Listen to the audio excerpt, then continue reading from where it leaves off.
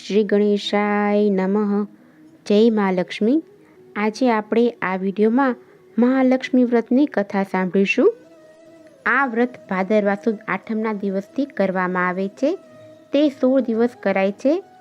આ દિવસે સ્નાન કરી 16 વાર હાથ પગ અને મોં ધોવા, પછી 16 શેરનો દોરો લઈને પૂજામાં મૂકવો.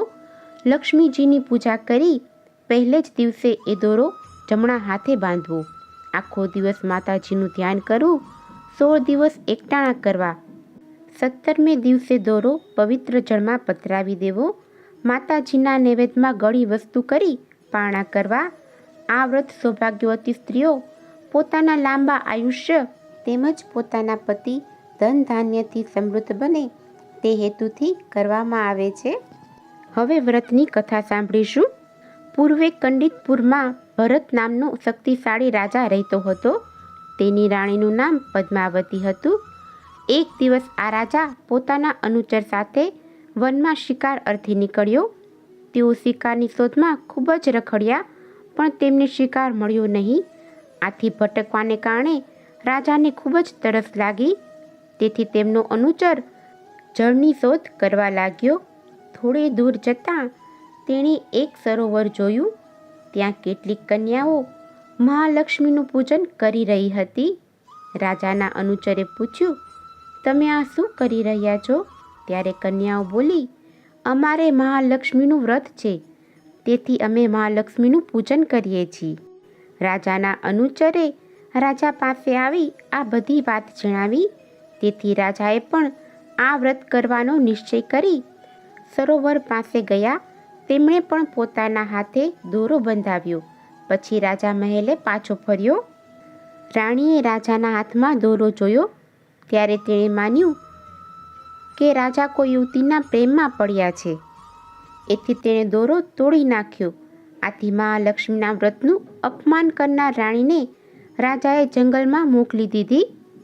રાજાએ તો 16 દિવસ સુધી શ્રદ્ધાપૂર્વક આ વ્રત કર્યું.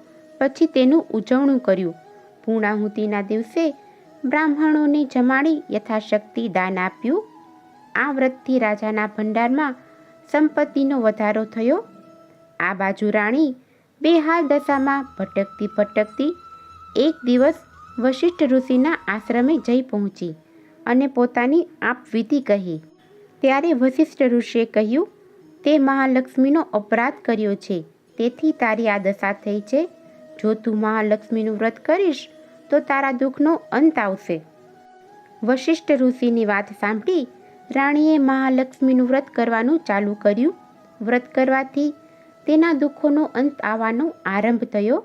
એક દિવસ રાજા શિકાર કરવા નીકળ્યો હતો. તે ફરતો આશ્રમ પાસે આવી પહોંચ્યો અને પોતાની રાણી પદ્માવતીને ઓળખી ગયો.